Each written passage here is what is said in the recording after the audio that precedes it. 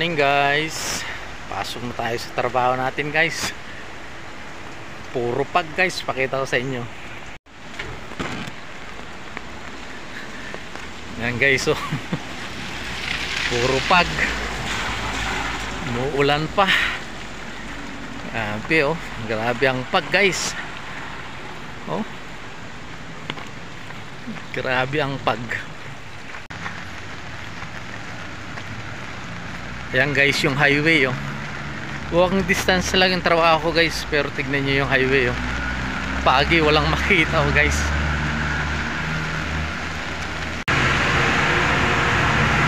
Pabugso-bugso yung ulan guys. Ngayon medyo humina, tapos maya maya lalakas na naman. So ayan guys, ingat kayo lagi. God bless.